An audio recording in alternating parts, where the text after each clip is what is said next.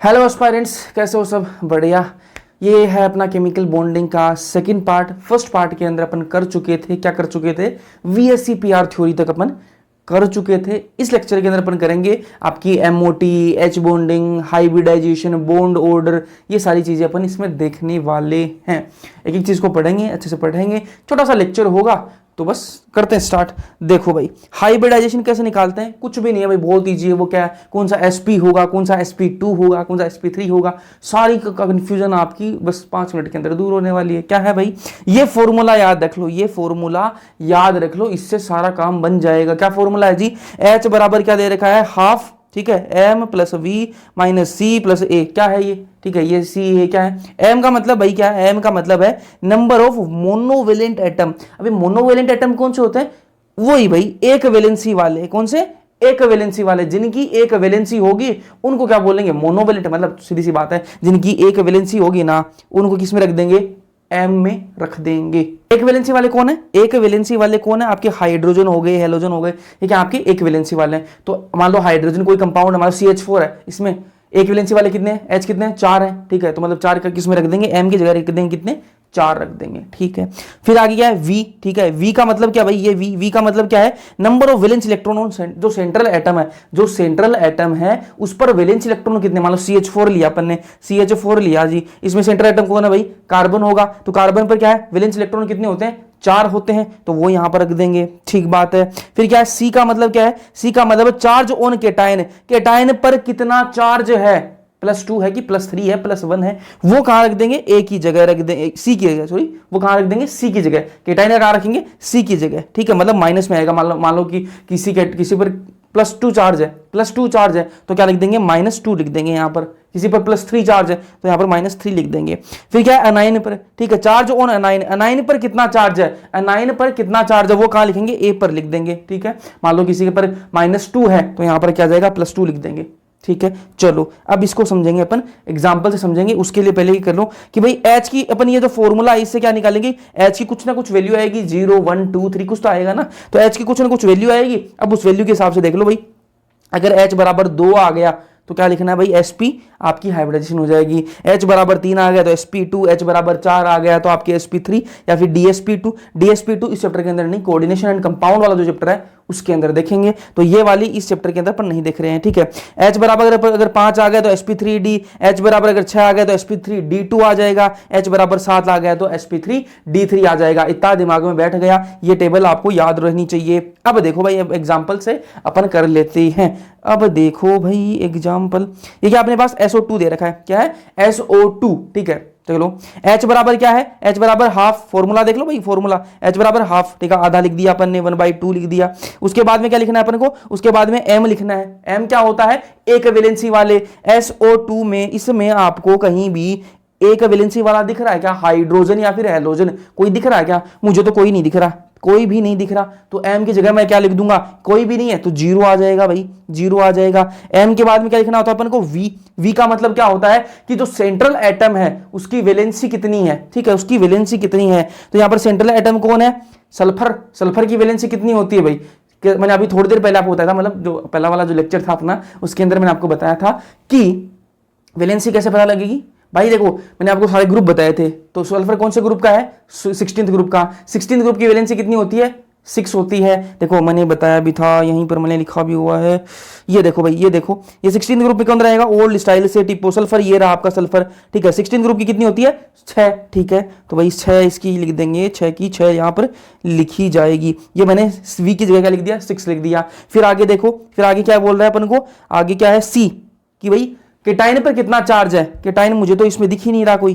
Cation दिख रहा है क्या? नहीं जी, केटाइन है ही नहीं। फिर क्या? एनाइन पर कितना चार्ज है? कोई नहीं है तो 0 0 लिख दिया, ठीक है। अब क्या आ जाएगा? यहां से क्या आ जाएगा? यहां से क्या आ जाएगा? हाफ, ठीक है। और ये 6 है × 6, तो इसको मैं इससे क्या कर दूंगा? कट कर दूंगा जी, कट कर दिया तो क्या आ जाएगा? यहां से क्या आएगा? 3 आ जाएगा। क्या आ जाएगा? 3 आ जाएगा। 2 3 6, ठीक है। तो क्या आ जाएगा? 3 आ जाएगा। इसको इससे थोड़ी सी सोल्व तो कैलकुलेशन आती है ना अपन को, तो 3 आएगा। तो H बराबर 3 में क्या आता है जी? H बराबर 3 आया अपना, तो मतलब क्या है? SP2।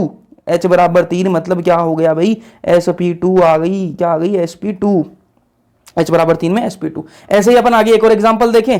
SO4 2 नेगेटिव है जबकि इस बार अपने पास, तो क्या आ जाएगा H बराबर क्या होता है, हाफ होता है जी, ठीक है, यही फॉर्मूला लिखना है अपन को, हाफ, ठीक है। M कोई है क्या, M दिख रहा है आप, क्या M कौन होता है, एक वैलेंसी वाले कोई दिख रहा है क्या, हाइड्रोजन या फिर हेलोजन में से कोई दिख रहा है, बिल्कुल नहीं दिख रहा, तो क्या कर दूंगा मैं, 0 कर दूंगा, प्लस क्या है, वैलेंसी सेंट्रल एटम पर कितनी वैलेंसी है, सेंट्रल एटम कौन भाई, सल्फर है यहां पर, ठीक है, तो सल्फर की वैलेंसी कितनी होती है, अभी थोड़ी देर पहले बताया 16th ग्रुप का मेंबर है, 16वें ग्रुप के अंदर आता है, तो कितनी होगी, 6 होगी इसकी वैलेंसी, ठीक है, 6 वैलेंसी, तो भाई 6 लिख दी है मैंने, ठीक है। फिर क्या है, माइनस क्या लिखते हैं अपन, माइनस लिखते हैं सी मतलब केटाइन कितना है, केटाइन मेरे को यहां पर दिख ही नहीं रहा, कोई केटाइन नहीं है भाई, कोई नहीं है, ठीक है, तो क्या लिख दूंगा, 0 लिख दूंगा। पर क्या है, अब क्या है, आगे ए लिखते हैं, ए क्या होता है, एनाइन, फॉर्मूले के हिसाब से क्या लिखना है अपन को, ए लिखना है, ए लिखना है जी, ठीक है, तो ए क्या है यहां पर, एनाइन, एनाइन क्या मतलब कितने चार्ज है यहां पर अपने पास, 2, ठीक है, -2 है ना, तो 2 है, ठीक है, तो यहां पर कितना आ जाएगा, +2 आ जाएगा, ठीक है। एनाइन को +2 लिखते हैं, देखो एनाइन को +2 लिखते हैं और एनाइन को +2 लिखते हैं और केटाइन को माइनस लिखते हैं, ठीक है। चलो अब इसको मैंने लिख दिया +2, इसकी जब कैलकुलेशन करेंगे तो क्या आ जाएगा भाई, यहां से आंसर क्या आएगा भाई, यहां से क्या आएगा, H बराबर क्या आ जाएगा, हाफ, ठीक है, हाफ इंटू 8, ठीक है, यहाँ से 8 आ गया, इसको कटेंगे तो क्या आ जाएगा भाई, 4 आ जाएगा, और 4 पर कितना आता है, 4 पर कितना आता है, sp3 आता है जी, कितना आता है जी, sp3 आता है, तो इसका क्या आ जाएगा, sp3 आ जाएगा, ठीक है। एक और एग्जांपल देखें, CH4 का देख लेते हैं जी, CH4 का सबको पता है आपको, ठीक है, इसका भी देख लेते हैं, मोनोवेलेंट एक वैलेंसी वालों का पता लग जाएगा आपको, तो H बराबर क्या होता है, हाफ होता है जी, ठीक है, अपन ने फॉर्मूला देख लिया, आधा होता है, उसके बाद में क्या लिखते हैं अपन, उसके बाद में 1 मिनट रुको, मान जा भाई, हाँ, उसके बाद क्या लिखते हैं अपन, M क्या होता है, एक वैलेंसी वाले कितने हैं यहाँ पर, हाइड्रोजन है, बिल्कुल हाइड्रोजन है भाई, कितने हैं, 4 हैं, तो 4 लिख देंगे, ठीक है। प्लस क्या है, वैलेंसी लिखनी है किसकी, सेंट्रल एटम की, सेंट्रल एटम कौन है यहाँ पर, C, ठीक है, कार्बन की वैलेंसी कितनी, 4 होती है, चलो लिख दिया 4, ठीक है। माइनस क्या है, कोई है क्या, एनाइन केटाइन है क्या, कोई भी नहीं है भाई, ठीक है, तो 0 0 कर दिया, यहाँ से क्या आ गया अपना 1/2 × 8, तो क्या आ जाएगा, इसको काटेंगे यहाँ से, तो क्या आ जाएगा, 4 आ जाएगा, 4 पे क्या आता है जी, sp3 आता है, क्या आता है, sp3, तो ये क्या है, sp3 हाइब्रिडाइजेशन हो गई, तो ऐसे निकाल लोगे, सबके निकाल लोगे, बिल्कुल इजी हो गया, फॉर्मूला आपको याद होना चाहिए, और ये जो टेबल है ये आपको पता होनी चाहिए। चलो आगे चलते हैं, फिर बात करते हैं फॉर्मल चार्ज की। कुछ नहीं है भाई, घबराना कुछ नहीं है, फॉर्मल चार्ज कुछ नहीं होता। फॉर्मल चार्ज के लिए फॉर्मूला क्या है जी, ये फॉर्मूला है V - L, ठीक है, प्लस हाफ S, ठीक है, ये क्या है, V क्या है, L क्या है, S क्या है, इसकी बात कर लेते हैं पहले। V क्या है, वे नंबर ऑफ वैलेंस इलेक्ट्रॉन, कितने नंबर वैलेंस इलेक्ट्रॉन है, मतलब वैलेंस इलेक्ट्रॉन की संख्या कितनी है, वो आपका V है, ठीक है। L क्या है भाई, लोन पेयर में इलेक्ट्रॉन की संख्या, लोन पेयर के अंदर इलेक्ट्रॉन की संख्या कितनी है, वो आपका L हो जाएगा। और S क्या है, total number of shared electron, जिस एटम का फॉर्मल चार्ज निकाल रहे हैं, जिस भी एटम का अपन फॉर्मल चार्ज निकाल रहे हैं, उसने कितने इलेक्ट्रॉन शेयर कर रखे हैं, वो अपन को पता होना चाहिए, वो क्या जाएगा, ऐसा आ जाएगा। अब देख लेते हैं, इसको निकाल कर ही देख लेते हैं ना, निकाल कर देख लेते हैं। ये अपने पास क्या है, O3, ओजोन है जी, ओजोन है, ठीक है, ओजोन का ये स्ट्रक्चर है, ठीक है, ये ओजोन का आपका स्ट्रक्चर हो गया, ठीक है। अब इसके अंदर 3 ऑक्सीजन है, ये मैंने पहली ऑक्सीजन मान ली, ये दूसरी मान ली, ये तीसरी मान ली। तो पहली ऑक्सीजन के लिए मैं निकालूं, पहली ऑक्सीजन के लिए अगर मैं फॉर्मल चार्ज निकालूं तो कैसे आएगा, ठीक है, क्या आएगा, फॉर्मूला क्या है जी, फॉर्मूला है V - L plus half S, ठीक है। तो V क्या आएगा भाई, V क्या होता है आपका वैलेंस, तो ऑक्सीजन का वैलेंस कितना होता है, ऑक्सीजन की वैलेंस इलेक्ट्रॉन कितना होता है, 6 होता है ना, ऑक्सीजन की वैलेंसी कितनी होती है, 6 होती है, ठीक है। ये भी कौन से का है, 16th ग्रुप का है, तो 6 होगी, ठीक है, तो 6 आ गया भाई, ठीक है। माइनस आ गया, माइनस आ गया। इलेक्ट्रॉन कितने दिख रहे हैं, लोन पेयर कितने हैं भाई, लोन पेयर है ये 2, इसमें बॉन्डिंग में कर रहे हैं, ये भी 2 बॉन्डिंग में कर रहे हैं, तो ये 2 क्या है, इलेक्ट्रॉन क्या है, लोन पेयर में जा रहे हैं, तो लोन पेयर के इलेक्ट्रॉन लिख दिए अपन ने 2, ठीक है, प्लस हाफ है ही, ठीक है। अब शेयर्ड इलेक्ट्रॉन कितने इसने इलेक्ट्रॉन शेयर कर रखे हैं, वो पूछ रहा है भाई, ठीक है। तो पहले वाले ऑक्सीजन ने कितने इलेक्ट्रॉन शेयर कर रखे हैं, 1 2 3 4 5 6, ठीक है, तो इसमें क्या आ जाएगा, 6 आ जाएगा। और इसको सोल्व करेंगे तो क्या आएगा, +1, तो इस पर चार्ज कितना है जी, +1 चार्ज है। ऐसे ही अपन इस ऑक्सीजन का निकाल लेंगे, कैसे ऐसे बात कर लेते हैं पर फॉर्मल चार्ज ऑन, इससे तीसरे वाले ऑक्सीजन पर बात कर लेते हैं। तीसरी वाली ऑक्सीजन पर कैसे आ जाएगा भाई, वही अपना फॉर्मूला है, Fc बराबर 6 - 6, क्योंकि वैलेंस तो ऑक्सीजन का निकालना है, तो 6 आ जाएगा, ठीक है जी। यहाँ पर लोन पेयर कितने, एक ये, तो इलेक्ट्रॉन कितने हो गए, 4 भाई, ठीक है, दो लोन पेयर है, तो 2 के अंदर कितने इलेक्ट्रॉन होंगे, 4 होंगे, ठीक है। प्लस आ जाएगा आपका हाफ, ठीक है, शेड 1 2 3 4 इसने शेयर कर रखे हैं, तो भाई आ जाएगा × 4, इसको सोल्व करेंगे तो अपना आंसर क्या आएगा जी, 0 आएगा। कैसे आएगा, यहाँ से आ जाएगा कितना, 6, 6 माइनस 6 कितना हो जाएगा भाई, 0 हो जाएगा। तो 0 क्या है, इस पर कितना फॉर्मल चार्ज है, 0 चार्ज है। इस पर कितना है, इस पर कितना है, +1 है, ठीक है। फॉर्मल चार्ज कितना आ जाएगा, 0, ठीक है। ऐसे आप इसका भी निकाल सकते हो।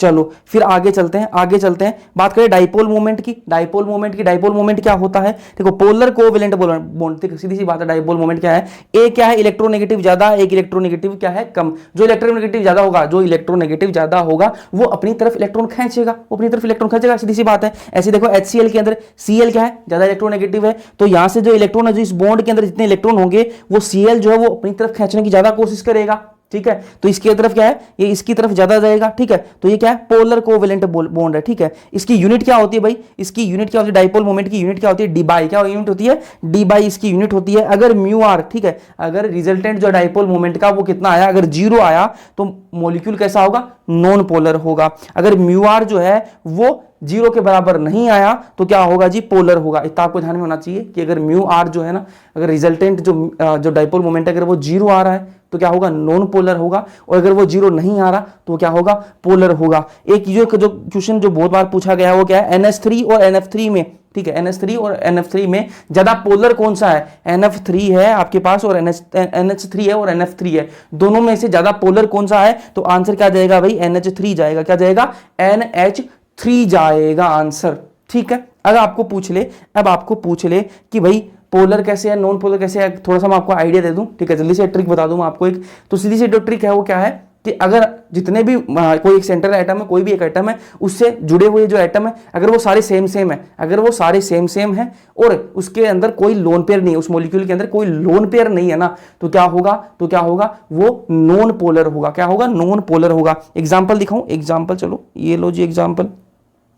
अपने पास मान लो ये CH4 है, ठीक है, CH4 है, ठीक है, C से जुड़े हुए, ठीक है, C से जो अपने पास क्या है, H जुड़े हुए हैं, सारे के सारे क्या है, सेम है। H क्या है, सेम है सारे के सारे, ठीक है। तो इसके अंदर क्या है, समझ गया कि क्या मैंने आपको क्या कहा कि कोई भी एक मॉलिक्यूल है, उसके अंदर जो सेंट्रल एटम होगा उससे जितने भी एटम जुड़े हुए होंगे, मतलब सेंट्रल एटम यहाँ पर कौन है, कार्बन है, कार्बन से जितने भी एटम जुड़े हुए हैं कौन है, हाइड्रोजन, सारे क्या होंगे, सेम सेम होंगे, सेम सेम है जी, सारे हाइड्रोजन ही है। तो क्या होगा, तो क्या होगा, जो म्यू आर जो है वो क्या होगा, 0 होगा। यहां पर कोई लोन पेयर आपको, यहां पर कोई भी लोन पेयर आपको दिख रहा है क्या, बिल्कुल कोई लोन पेयर नहीं है। कार्बन की वैलेंसी कितनी होती है जी, कार्बन की वैलेंसी कितनी होती है, 4 होती है, ठीक है। तो 4 valency, 1H 2H 3H 4H, चारों H जुड़े हुए हैं, 4 वैलेंसी पूरी है। तो यहां पर म्यू आर कितना आएगा, म्यू आर कितना आ जाएगा, 0 आ जाएगा। 0 आ गया तो नॉन पोलर होगा। इतना सब ध्यान में रखना ना कि कोई भी मॉलिक्यूल है उसके अंदर जो सेंट्रल एटम है उससे जितने भी एटम जुड़े हुए हैं, एक सेंट्रल एटम होता है सबको पता है आपको, ठीक है, एक जो मेन एटम है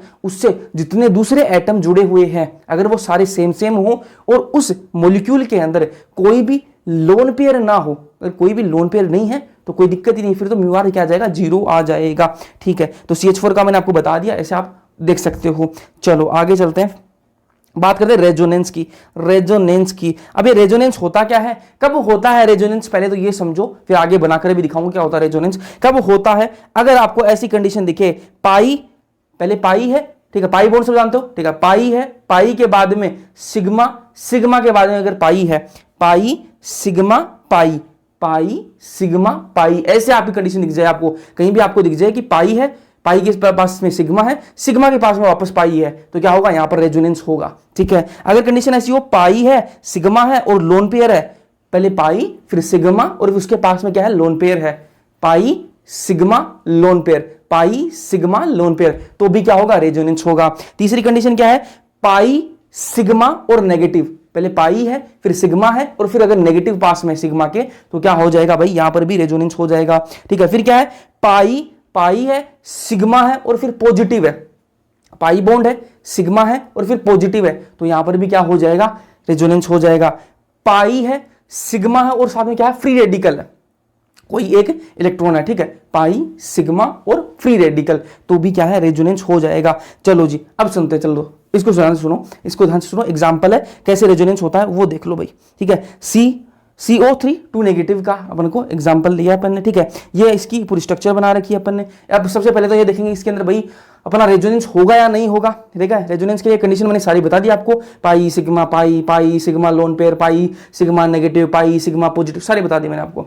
अब इसके अंदर देखो, लगा के देखो, यहां पर पाई दिख रहा है, बिल्कुल दिख रहा है भाई, पाई है, सिग्मा है, और फिर क्या है, नेगेटिव है। ठीक है, पाई बॉन्ड है ना, बिल्कुल पाई बॉन्ड है, फिर सिग्मा भी है और फिर नेगेटिव भी है, पाई सिग्मा नेगेटिव। मतलब क्या हुआ, मतलब ये तो कंडीशन बन रही है अपनी, ये तो क्या होगा, रेजोनेंस करेगा जी। रेजोनेंस कैसे करेगा, रेजोनेंस कैसे करेगा वो दिखा दूं, रेजोनेंस होता क्या है वो देख लो जी।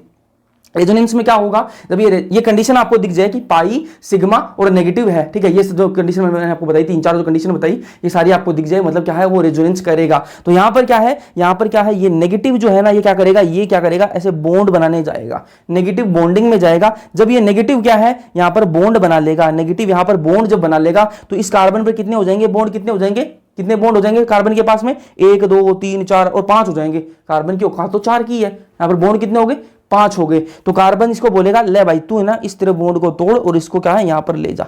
ठीक है, तो ये बाहर से बॉन्ड तोड़ देगा। तो स्ट्रक्चर कैसी बनेगी, ऐसी बन जाएगी कुछ, ये भाई नेगेटिव का नेगेटिव, इसको तो अपने छेड़ा ही नहीं, और इधर क्या आ जाएगा, डबल बॉन्ड आ गया। ठीक है, और ऊपर वाला जो ऑक्सीजन है यहां पर क्या आ जाएगा, नेगेटिव आ जाएगा।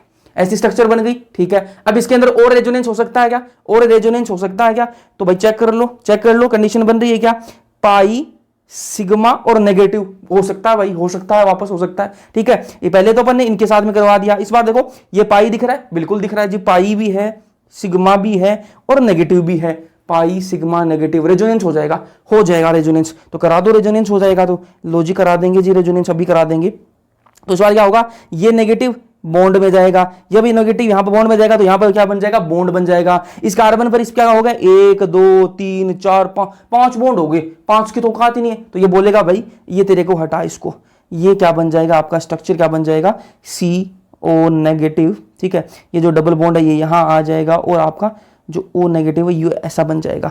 अब ये 3 स्ट्रक्चर बन गए। अब आगे जो स्ट्रक्चर बनेगी वो इन्हीं में से कोई बनेगी। ठीक है, आगे अब और लेके चले जाओ उसको, चाहे आगे इसको और लेके चले जाओ। ठीक है, ये करता रहेगा, रेजोनेंस करता रहेगा, लेकिन वापस जो है ऐसी ही स्ट्रक्चर आपको देखने के लिए मिलेगी, इन्हीं तीनों में से देखने के लिए आपको मिलेगी। ठीक है, तो अब क्या है, इसमें कभी आपको डबल बॉन्ड इस पर दिख रहा है, कभी डबल बॉन्ड आपको यहां दिख रहा है, कभी डबल बॉन्ड आपको यहां दिख रहा है। मतलब क्या हुआ कि डबल बॉन्ड जो है वो थोड़ी थोड़ी देर में जो है वो हर के पास में जा रहा है। ठीक है, हर जगह घूम रहा है डबल बॉन्ड। ठीक है, थोड़ी थोड़ी देर में वो हर डबल बॉन्ड जो है वो हर जगह घूम रहा है। तो यहां से अपन क्या लिख सकते हैं कि O O O। ठीक है, तो डबल बॉन्ड जो है वो थोड़ी देर में हर जगह घूम रहा है। मतलब क्या है, पार्शियल डबल बॉन्ड कैरेक्टर हर के पास में जा रहा है, सारे एटम्स के पास में जा रहा है। तो स्ट्रक्चर जो है वो कैसा मिलेगा अपन को, ये इसको क्या बोलते हैं, रेजोनेटिंग हाइब्रिड बोलते हैं। इसको क्या बोलते हैं, रेजोनेटिंग हाइब्रिड।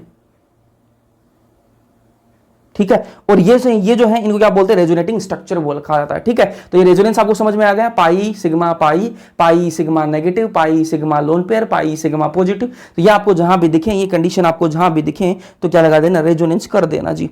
अब आगे बात कर लेते हैं मॉलिक्यूलर ऑर्बिटल थ्योरी।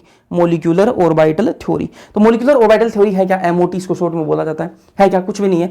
आपने वो सारी देख ली ना, आपको जो कॉन्फ़िगरेशन है, इलेक्ट्रॉनिक कॉन्फ़िगरेशन है वो आपको आती होगी। ठीक है, केमिकल बॉन्डिंग तक पहुंच गए अपन, तो आपको वो तो आती होगी। ठीक है, तो वो क्या होती है, देखो इलेक्ट्रॉनिक कॉन्फ़िगरेशन जो है वो होती क्या है, देखो अपन पढ़ते हैं ना 1s2 2s2 2p6। ठीक है, वही क्या है, वही क्या है, इलेक्ट्रॉनिक कॉन्फ़िगरेशन होती है। जैसे एक एटम अपने पास में, कोई भी नाइट्रोजन मान लो, नाइट्रोजन जो है अपने पास, नाइट्रोजन का कितने इलेक्ट्रॉन होते हैं नाइट्रोजन में, 7 होते हैं, सबको पता है। Hydrogen, helium, lithium, beryllium, boron, carbon, nitrogen. ठीक है, नाइट्रोजन के पास में कितने होते हैं, 7 होते हैं। ठीक है, तो 7 है, तो क्या होगा भाई, इसको कैसे भरेंगे, 1s2 2s2 2p। ठीक है, ऐसे करेंगे ना, ऐसे भरते हैं अपन। ठीक है, तो अगर मैं कर दूं कि एक नाइट्रोजन है तो 1s2 2s2 2p कर दें अपन, लेकिन अगर N2 हो जाए, ठीक है, अगर मॉलिक्यूल मिल जाए अपन को और फिर अपन को इलेक्ट्रॉनिक कॉन्फ़िगरेशन भरनी पड़े, तब कैसे भरेंगे, तो उसका सॉल्यूशन दिया किसने, MOT ने दिया।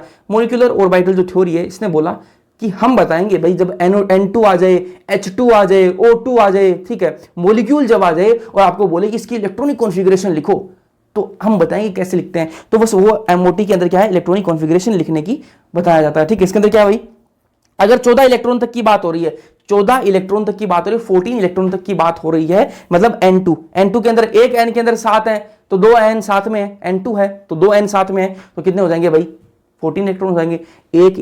एक नाइट्रोजन के अंदर 7 इलेक्ट्रॉन होते हैं, तो 2 N है तो 14 हो जाएंगे, ठीक है। तो 7 7 दूनी 14 होता है, ठीक है। चलो तो N2 मतलब 14 इलेक्ट्रॉन तक क्या होगा, कैसे करेंगे, कैसे भरेंगे जी, पहले सिग्मा 1s इसमें ऐसे चलेगा, ठीक है। वहां पर 1s2 2s2 ऐसे करते हैं ना, यहाँ पर थोड़ा सा अलग है। सिग्मा 1s के अंदर भरेंगे, ठीक है। फिर कहां भरेंगे, सिग्मा स्टार 1s, कौन सा है, सिग्मा स्टार 1s के अंदर। उसके बाद में आगे चले, फिर क्या है, सिग्मा 2s के अंदर भरेंगे। उसके बाद में सिग्मा स्टार 2s के अंदर भरेंगे इलेक्ट्रॉन। उसके बाद में पाई 2px, ठीक है, और पाई 2py के अंदर भरे जाएंगे। उसके बाद में सिग्मा 2pz के अंदर, उसके बाद में pi star 2px, pi star 2py, उसके बाद में सिग्मा स्टार 2pz। ऐसे अपन भरेंगे इलेक्ट्रॉन को, ठीक है। 2 इसके अंदर भरे, 2 इसके अंदर, 2 इसके अंदर, ऐसे भरते जाएंगे, ठीक है। बात समझ में आ गई। तो 14 इलेक्ट्रॉन जब तक है, ठीक है, 14 इलेक्ट्रॉन तक ये चीज अप्लीकेबल होगी, ठीक है। अब बॉन्ड ऑर्डर कैसे निकालते हैं जी, बॉन्ड ऑर्डर कैसे निकालते हैं वो बता दूं मैं आपको, ट्रिक से बताऊंगा यार, मैं ट्रिक से बताऊंगा, ठीक है। तो ये आपको जो तरीका है वो ये देख लो भाई, फिर मैं ट्रिक से आपको बता दूंगी बॉन्ड ऑर्डर कैसे निकालते हैं, बहुत ईजी, देखते ही कर दोगे। तो बॉन्ड ऑर्डर क्या होता है, BO बराबर, मतलब BO क्या है, बॉन्ड ऑर्डर है, ठीक है। NB माइनस NA, NB क्या है, NB क्या है, नंबर ऑफ बॉन्डिंग, ठीक है। तो यहां पर बॉन्डिंग जिसमें स्टार नहीं है ना, जो स्टार वाले हैं वो क्या है, एंटी बॉन्डिंग है, वो क्या है, एंटी बॉन्डिंग है। इतना ध्यान मेरे को कि स्टार वाले क्या है, एंटी बॉन्डिंग है, और जो है जो बिना स्टार वाले वो क्या है, बॉन्डिंग है। अब बॉन्डिंग वालों में जितने इलेक्ट्रॉन भरे जाएंगे वो कहां आ जाएंगे, NB के अंदर आ जाएंगे, और जो स्टार वालों के अंदर भरे जाएंगे वो क्या है, NA के अंदर जाएंगे, और फिर नीचे बाई 2 कर देंगे तो अपना बॉन्ड ऑर्डर आ जाएगा। ट्रिक से बताऊंगा, बिल्कुल समझ में नहीं है, कोई दिक्कत नहीं है, याद भी नहीं करना अपन को, ठीक है, ठीक है। देखो बॉन्ड ऑर्डर अगर 0 आ रहा है तो मतलब अगर किसी भी मॉलिक्यूल का अगर बॉन्ड ऑर्डर 0 आ रहा है तो मतलब वो एग्जिस्ट ही नहीं करेगा, ठीक है। ऐसा मॉलिक्यूल बन ही नहीं सकता। अगर किसी भी मॉलिक्यूल का बॉन्ड ऑर्डर अगर 0 आ रहा है तो वो मॉलिक्यूल बन ही नहीं सकता, ठीक है। ये बात दिमाग में बैठा लो, ठीक है। अगर बॉन्ड ऑर्डर 1 आ रहा है तो क्या है, सिंगल बॉन्ड होगा। बॉन्ड ऑर्डर अगर 2 आ रहा है तो डबल बॉन्ड होगा। बॉन्ड ऑर्डर अगर 3 आ रहा है तो ट्रिपल बॉन्ड होगा। चलो अब देख लेते हैं बॉन्ड ऑर्डर जितना ज्यादा उतनी ज्यादा स्टेबिलिटी, जिसका बॉन्ड ऑर्डर जितना ज्यादा उतनी ज्यादा क्या होगी, स्टेबिलिटी ज्यादा होगी, ठीक है। और बॉन्ड ऑर्डर क्या है, इनवर्सली प्रोपोर्शनल होता है किसके, बॉन्ड लेंथ के। मतलब क्या हुआ, मैंने कहा कि बॉन्ड ऑर्डर जितना ज्यादा उतनी ज्यादा स्टेबिलिटी, मतलब बॉन्ड ऑर्डर जितना ज्यादा बढ़ेगा उतनी ज्यादा बॉन्ड लेंथ जो है वो कम होगी। दोनों एक दूसरे के उल्टे हैं, तो बॉन्ड लेंथ कम, बॉन्ड ऑर्डर ज्यादा, मतलब स्टेबिलिटी ज्यादा। मतलब क्या हुआ इसका कि भाई बॉन्ड लेंथ कम होती है तो स्टेबिलिटी ज्यादा होता है। चलो अब देख लेते हैं अपन क्या कि पैरामैग्नेटिक कब होगा, अनपेयर्ड इलेक्ट्रॉन अगर प्रेजेंट होंगे तो पैरामैग्नेटिक हो जाएगा, और डायमैग्नेटिक कब होता है, अगर सारे इलेक्ट्रॉन पेयर्ड होंगे तो डायमैग्नेटिक हो जाएगा। कोई बहुत बड़ी बात नहीं होगी ये, ठीक है। अगर 14 इलेक्ट्रॉन से ज्यादा हो गए, 14 इलेक्ट्रॉन तक की बात कर ली अपन ने, अगर समझ में नहीं आ रहा कोई दिक्कत नहीं है, ट्रिक बताऊंगा तो सब कुछ समझ में आ जाएगा, ठीक है। इतना कोई हार्ड नहीं है। 14 इलेक्ट्रॉन से अगर ज्यादा हो गए तो भाई ये रूल फॉलो करेंगे, ठीक है। पहले sigma star, sigma 1s, sigma star 2s, sigma star 2p, ठीक है, ये से कर देंगे सारा, ठीक है। Sigma 2s, sigma star 2s, sigma 2pz, ठीक है। फिर पाई 2px, पाई 2py, ठीक है। ऐसे इसका भरा जाएगा अगर 14 इलेक्ट्रॉन से ज्यादा है, ठीक है। अब ट्रिक से बताऊंगा कैसे क्या करना है। देखो भाई पहले H2 अपने पास में क्या है, H2 पहले से क्या चल रहे हैं अपन, किससे चल रहे हैं, जो अपना तरीका है उससे चल रहे हैं, फिर ट्रिक से। H2 है, ठीक है। H2 को कैसे भरेंगे, एक H के अंदर कितने इलेक्ट्रॉन, भाई एक इलेक्ट्रॉन है। एक H के अंदर कितने इलेक्ट्रॉन है, एक इलेक्ट्रॉन है। 2 H है, मतलब कितने इलेक्ट्रॉन हो गए, भाई 2 इलेक्ट्रॉन हो गए। 2 इलेक्ट्रॉन को मैं कैसे भरूंगा, 2 इलेक्ट्रॉन को कैसे भरूंगा, सिग्मा 1s2, किसमें भरूंगा, सिग्मा 1s2। 2 इलेक्ट्रॉन भरे गए अपने, ठीक है जी, भरे गए।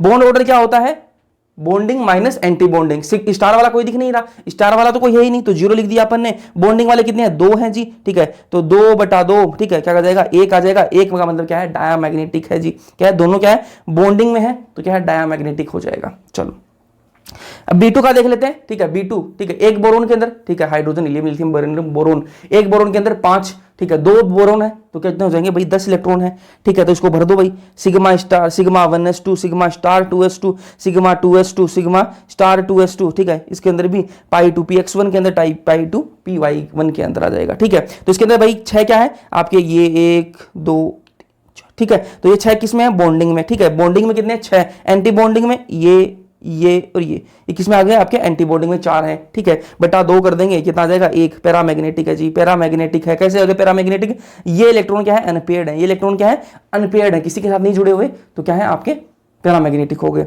चलो आगे चलते हैं, और अब मैं ट्रिक बता दूंगा आपको अभी, तो आपको ध्यान में रख लेना। ये C2 है भाई, C2 के अंदर एक कार्बन के अंदर कितने इलेक्ट्रॉन, 6, 2 के अंदर 12, ठीक है। चलो 12 इलेक्ट्रॉन हो गए। चलो जी ठीक है, मैं एक आपको वो चीज़ बता दूं कि ये जितने 8 होते हैं ना, ये 8 इनको भरने की जरूरत नहीं है, ठीक है। ये जो स्टार्टिंग के 8 हैं इनको मत भरो, चाहिए इनको मत भरो, इनका पहले से समझ लो कि इनका कोई हिसाब किताब नहीं है। जितना अगर 14 से ज़्यादा का मैटर है, 8 आ रहे हैं, इन 8 को भरो ही मत, भर के मत देखो, ठीक है। तो मैंने 8 नहीं भरे, ठीक है, 8 नहीं भरे तो कितने बच गए, 4 बच गए। 12 में से 8 मैंने भरे नहीं, ठीक है, उनको भरने की कोई जरूरत नहीं है, ठीक है, वो सबके अंदर सेम ही आएगा, ठीक है, कोई दिक्कत नहीं है। तो अपन ने वो 8 नहीं भरे, 4 भर दूंगा आगे वाले, तो किसके अंदर पाई 2p x2 और पाई 2py2, ठीक है। तो इसमें क्या आ जाएगा भाई, 2 इसके अंदर भरे गए हैं, तो इसके अंदर क्या है 2 2 4, ये बॉन्डिंग में है, एंटी बॉन्डिंग में कोई नहीं है, बटा 2 कर दूंगा तो कितना आ जाएगा 2, अपना आंसर आ जाएगा। तो बॉन्ड ऑर्डर कितना आ गया, 2 आ जाएगा। और अभी मैंने आपको बताया कि बॉन्ड ऑर्डर जब 2 आता है ना तो क्या आता है, डबल बॉन्ड होता है। बॉन्ड ऑर्डर किसी का भी अगर 2 आ रहा है तो क्या आ जाएगा भाई, डबल बॉन्ड आएगा। तो मतलब क्या हुआ कि कार्बन कार्बन के बीच में क्या है, डबल बॉन्ड है।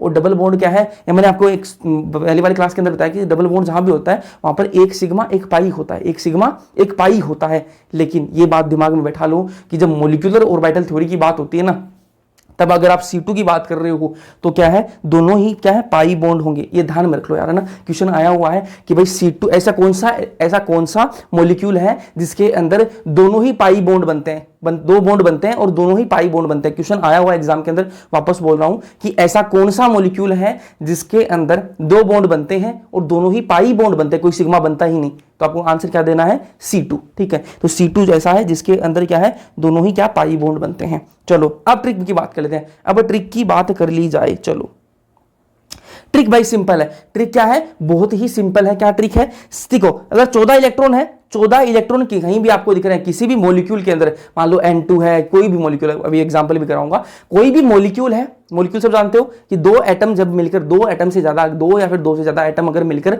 साथ में मिलकर कोई भी कंपाउंड बनाते हैं उसको मॉलिक्यूल बोलते हैं, ठीक है। तो कोई भी मॉलिक्यूल है, अगर उसके अंदर 14 इलेक्ट्रॉन आ रहे हैं, 14 इलेक्ट्रॉन आ रहे हैं तो बॉन्ड ऑर्डर कितना होगा जी, 3 होगा। वापस सुन लो कि किसी भी कंपाउंड के अंदर अगर 14 इलेक्ट्रॉन आ रहे हैं, 14 इलेक्ट्रॉन आ रहे हैं तो बॉन्ड ऑर्डर कितना होगा, 3 होगा। ये अपने दिमाग में बैठा लो, 3 होगा, बिल्कुल 3 होगा जी। अगर किसी भी कंपाउंड के अंदर 14 इलेक्ट्रॉन आ रहे हैं तो 3 होगा बॉन्ड ऑर्डर, ठीक बात है। लेकिन अगर 15 हो जाए, 14 से ऊपर जाऊंगा, 15 हो जाए तो भाई इसमें से क्या कर दो आप, 0.5 क्या कर दो, कम कर दो। तो 3 में से 0.5 कम करूंगा तो क्या जाएगा, 2.5 आ जाएगा। क्या जाएगा, 2.5 आ जाएगा। क्लियर है। अगर मैं 14 से 1 इलेक्ट्रॉन और जाके आगे जाऊं, 15 तक चला गया, फिर 16 पे जाऊं तो इससे 0.5 और कम कर दो, मतलब 0.5 और कम कर देंगे तो क्या जाएगा, 2.5 में से 2.5 में से 0.5 कम करेंगे तो कितना जाएगा, 2 आ जाएगा। आ गया जी, ठीक है। 1 इलेक्ट्रॉन और आगे जाऊं मैं, 7 इलेक्ट्रॉन पर जैसे ही गया मैं तो इससे 0.5 और कम कर दूंगा, 2 में से 0.5 कम करूंगा तो कितना आ जाएगा, 1.5 आ जाएगा, बिल्कुल आ गया। 18 इलेक्ट्रॉन जो है, अगर 18 इलेक्ट्रॉन है तो भाई 0.5 और कम कर दूंगा तो 1.5 में से 0.5 कम करूंगा तो क्या जाएगा, 1 आ जाएगा, ठीक है। 19 इलेक्ट्रॉन पर गया जब मैं तो क्या करूंगा, 0.5 और कम कर दूंगा तो 0.5 आ गया जी, ठीक है। अगर 20 इलेक्ट्रॉन पर गया तो 20 आ जाएगा, क्या जाएगा, 0 आ जाएगा। 20 इलेक्ट्रॉन पर क्या आ जाएगा, 0 आ जाएगा, मतलब एग्जिस्ट ही नहीं करेगा, ऐसा कंपाउंड बन ही नहीं सकता। किसी में 20 इलेक्ट्रॉन आ रहे हैं तो वो बन ही नहीं पाएगा, ठीक है। चलो ऐसे ही क्या, मान लो 13 इलेक्ट्रॉन है, ठीक है। 14 इलेक्ट्रॉन अपना क्या है, फिक्स है, ठीक है। 14 इलेक्ट्रॉन से अपन को स्टार्ट करना है। 14 इलेक्ट्रॉन मतलब 3 बॉन्ड ऑर्डर आएगा, ठीक है। अब इससे ऊपर की तरफ जाएंगे, एक एक इलेक्ट्रॉन बढ़ता जाएगा तो अपन क्या करेंगे, 0.5 जो है 3 में से कम करते जाएंगे, ठीक है। 13 इलेक्ट्रॉन वही 0.5 कम कर दो भाई, ठीक है, कम आएंगे 13 इलेक्ट्रॉन, ठीक है। तो 2.5, जैसे 12 इलेक्ट्रॉन पर जाएंगे तो 2 आ जाएगा, 0.5 कम कर दिया अपन ने, ठीक है। ऐसे 11 इलेक्ट्रॉन पर गए तो 2 में से 0.5 कम कर दो, 1.5 आ जाएगा। और वैसे ही 10 इलेक्ट्रॉन पर गए तो 1 आ जाएगा। ऐसा आपको समझ में आ गया होगा। अब एग्जांपल से देख लेते हैं। ये जो ट्रिक है सबके लिए एप्लीकेबल है भाई, CO को छोड़कर, ये जो CO है इसको छोड़कर बाकी सब में ये ट्रिक लग जाएगी। चलो अब देखो भाई, अब देखो एक एक को कर लेते हैं। पहले ऑक्सीजन की बारी कर लेते हैं। O2 नेगेटिव है, O2 नेगेटिव है। एक ऑक्सीजन के पास में कितने इलेक्ट्रॉन होते हैं, hydrogen, helium, lithium, beryllium, boron, carbon, nitrogen, oxygen, ठीक है, मतलब 8 होते हैं। एक के पास में कितने, 8 होते हैं। 2 ऑक्सीजन है, कितने होंगे जी, 2 ऑक्सीजन के पास में कितने होंगे, 8 दूनी 16, ठीक है। 2 के पास में कितने होंगे, 16। और ऊपर आपको एक नेगेटिव भी दिख रहा है, मतलब एक इलेक्ट्रॉन इन्होंने ले भी रखा है। 16 इलेक्ट्रॉन हो गए, एक इलेक्ट्रॉन इन्होंने ले रखा है, मतलब टोटल कितने हैं इलेक्ट्रॉन, कितने हैं, 17 इलेक्ट्रॉन है जी, 17 इलेक्ट्रॉन है, 17 इलेक्ट्रॉन टोटल है। 17 पर कितना बॉन्ड ऑर्डर आएगा, 17 पर कितना बॉन्ड ऑर्डर आएगा, 1.5 आएगा। तो आंसर आपका आ गया भाई।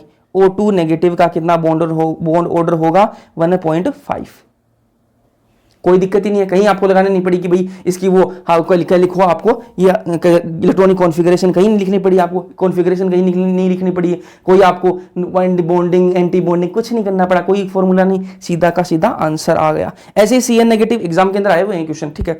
CN नेगेटिव का दिखाऊं आपको, CN नेगेटिव का दिखाऊं तो कार्बन जो है इसके अंदर क्या है, कार्बन एक नाइट्रोजन है। कार्बन का कितना भाई, कितने इलेक्ट्रॉन होते हैं कार्बन के पास में, हाइड्रोजन। CN में CN नेगेटिव है, CN में एक कार्बन है एक नाइट्रोजन है, तो C के पास में, कार्बन के पास में कितने इलेक्ट्रॉन होते हैं, कितने इलेक्ट्रॉन होते हैं कार्बन के पास में, 6 इलेक्ट्रॉन होते हैं, ठीक है। तो 6 इलेक्ट्रॉन कार्बन के। नाइट्रोजन के पास में कितने इलेक्ट्रॉन होते हैं, 7 इलेक्ट्रॉन होते हैं जी, ठीक है, 7 इलेक्ट्रॉन होते हैं। तो टोटल कितने हो गए भाई, 6 और 7 कितने हो गए, 13, ठीक है। और एक इलेक्ट्रॉन इन्होंने गेन कर रखा है, ले रखा है, तो कितने हो गए 13 और एक 14, ठीक है, +1, तो कितने हो गए भाई 14 इलेक्ट्रॉन। 14 इलेक्ट्रॉन जब 14 इलेक्ट्रॉन है और 14 इलेक्ट्रॉन जब होते हैं तो बॉन्ड ऑर्डर कितना आता है, मैंने आपको बता दिया कि 3 आता है, तो इसका बॉन्ड ऑर्डर कितना हो जाएगा जी, 3 हो जाएगा।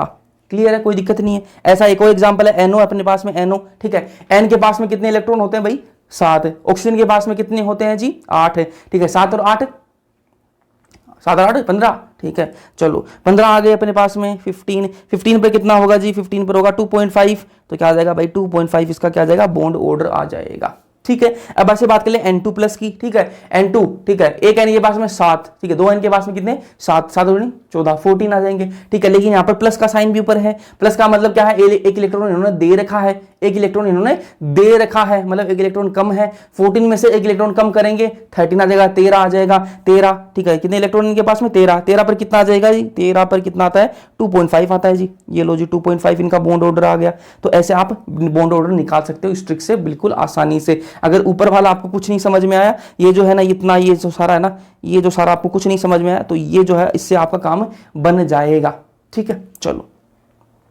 अब बात कर लेते हैं हाइड्रोजन बॉन्डिंग की। हाइड्रोजन बॉन्डिंग बहुत ही इजी है। हाइड्रोजन बॉन्डिंग जो है, हाइड्रोजन बॉन्ड है वो ऐसा कोई बॉन्ड होता ही नहीं, ठीक है। हाइड्रोजन जो बॉन्ड है वो बॉन्ड नहीं होता, वो सिर्फ एक आकर्षण है, ठीक है, एक आकर्षण है दो मॉलिक्यूल्स के बीच में या फिर 2 एटम्स के बीच में कोई आकर्षण है, ठीक है, एक दूसरे की तरफ बस अट्रैक्ट होते हैं, बाकी कोई बॉन्ड नहीं बनता, ठीक है, सिर्फ आकर्षण है, अट्रैक्शन है, ठीक है। और ये अट्रैक्शन किस किस के बीच में होता है भाई, ये भी आपको मैं क्लियर कर दूं। ये जो आकर्षण बनता है ये हाइड्रोजन और फोन के बीच में बनता है, हाइड्रोजन और फोन मतलब आपका F ऑक्सीजन और नाइट्रोजन, ठीक है, फ्लोरीन ऑक्सीजन और नाइट्रोजन के बीच में ये बनता है। हाइड्रोजन और F साथ में आ गए तो हाइड्रोजन बॉन्डिंग कर लेंगे। ऑक्सीजन दिख गया तो उसके साथ में भी कर लेगा, N दिख गया तो उसके साथ में भी कर लेगा। एग्जांपल की बात करूं हाइड्रोजन बॉन्डिंग के, HF NH3 H2O इनके बीच में क्या होती है, हाइड्रोजन बॉन्डिंग होती है। चलो टाइप्स ऑफ H बॉन्ड। अब H बॉन्डिंग 2 टाइप की होती है। पहली कौन सी है भाई, इंटरमोलिक्यूलर, मतलब 2 अलग अलग मॉलिक्यूल्स के बीच में। इंटरमोलिक्यूलर का मतलब क्या होता है भाई, वो है ना इंटरनेशनल। इंटरनेशनल का मतलब क्या होता है, इंटरनेशनल, सबको पता है इंटरनेशनल क्या होता है, इंटरनेशनल मैचेस चल रहे हैं, मतलब 2 अलग अलग नेशनल जो है, 2 अलग अलग राष्ट्र जो है वो खेल रहे हैं, ठीक है, अंतरराष्ट्रीय, मतलब 2 अलग अलग राष्ट्र खेल रहे हैं, तो इसलिए क्या बोलते हैं इंटरनेशनल। यहां पर क्या है, इंटरमोलिक्यूलर, 2 अलग अलग मॉलिक्यूल्स के बीच में हाइड्रोजन बॉन्डिंग हो रही है, इसलिए इसको इंटरमोलिक्यूलर बोल दिया। 2 अलग अलग मॉलिक्यूल्स के बीच में हाइड्रोजन बॉन्ड बनेगा, ठीक है। तो क्या है भाई, ये HF है, एक ये HF है, ठीक है, ये वाला जो F है इसके बीच में बन जाएगा हाइड्रोजन बॉन्ड, इधर ये इनके बीच में बन जाएगा। तो क्या मैंने आपको बताया कि हाइड्रोजन और FON के बीच में क्या बनता है, हाइड्रोजन बॉन्ड बनता है। जब भी ऐसे टाइप का हाइड्रोजन बॉन्ड बन जाए, 2 अलग अलग मॉलिक्यूल के बीच में जब हाइड्रोजन बॉन्ड बने,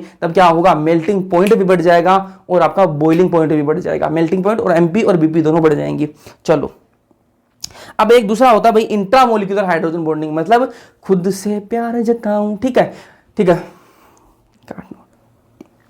दूसरा क्या है, इंट्रामोलिक्यूलर हाइड्रोजन बॉन्डिंग। मतलब क्या होता है भाई, मतलब क्या होता है कि खुद में खुद की हाइड्रोजन बॉन्डिंग कर लेगा, किसी और की जरूरत नहीं है इसको। तो क्या करेगा ये भाई, ये करेगा, एक ही मॉलिक्यूल में H बॉन्डिंग होगी, ठीक है। इसका एग्जांपल क्या है, ऑर्थोनाइट्रोफिनॉल। क्या एग्जांपल है, ऑर्थोनाइट्रोफिनॉल। ये भाई ऑर्थोनाइट्रोफिनॉल की स्ट्रक्चर है। इसके अंदर देखो, ये ऑक्सीजन है और ये हाइड्रोजन, दोनों आपस में क्या कर ली, हाइड्रोजन बॉन्डिंग कर ली। तो इसको किसी दूसरे मॉलिक्यूल की जरूरत पड़ी ना जी, किसी की नहीं पड़ी, खुद में खुद की कर ली हाइड्रोजन बॉन्डिंग। तो ये अपना चैप्टर जो है यहाँ पर कंप्लीट हो चुका है। जैसा अब आपको लगे कमेंट सेक्शन के अंदर कमेंट करके जरूर बताना, वीडियो को लाइक कर देना और बिना सब्सक्राइब किए देख रहे हो तो सब्सक्राइब कर लेना। बाकी मिलते हैं नेक्स्ट लेक्चर के अंदर, तब तक के लिए पढ़ते रहो।